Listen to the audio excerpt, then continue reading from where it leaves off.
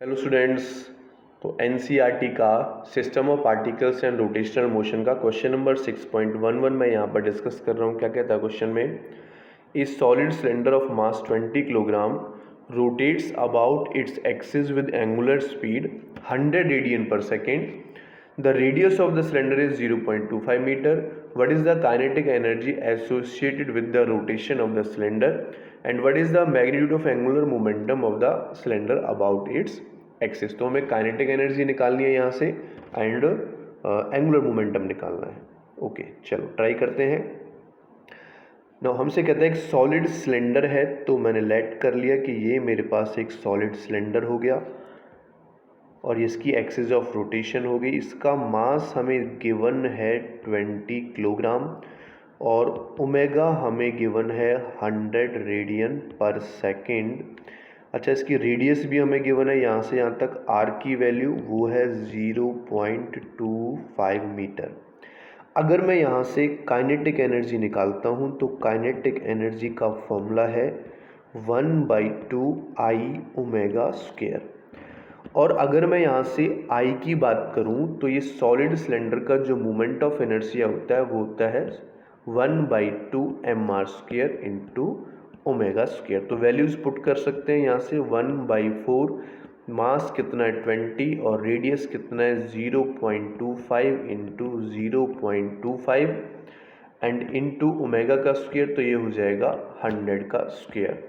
तो इससे ये हमारे पास जाएगा 5 टाइम्स. इसकी मल्टीप्लिकेशन अगर मैं इसके साथ कर देता हूँ तो ये मुझे मिल जाएगा 0.625 मल्टीप्लाई बाई 5 इंटू 100 को मैं 10⁻, चलो 100 इंटू 100 लिख देता हूँ अभी के लिए.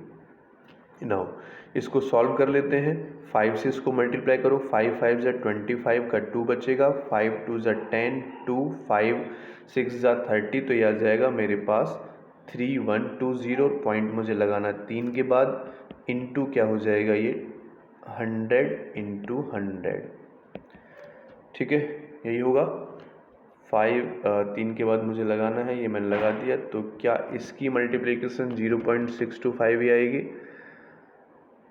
0.0625 आएगी.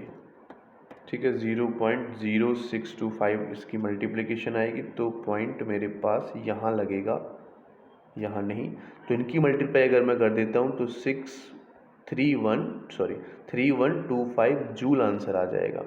अब नेक्स्ट स्टेप में पूछा है एंगुलर मोमेंटम L. तो L किसके इक्वल होता है? R इंटू पी के इक्वल होता है. तो R तो हमें गिवन है 0.25. लीनियर मोमेंटम किसके इक्वल हो जाएगा? R क्रॉस P के इक्वल होता है. हाँ ठीक है, तो लीनियर मोमेंटम P मुझे निकालना पड़ेगा मास इंटू वेलोसिटी करके, वो गिवन नहीं है.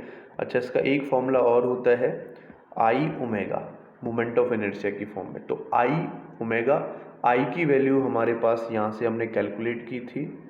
तो ये आई की वैल्यू यहाँ से चलो दोबारा पुट कर लेते हैं. तो आई क्या हो जाएगा 1/2 mr स्क्वायर इंटू 100 हो जाएगा ओमेगा की वैल्यू.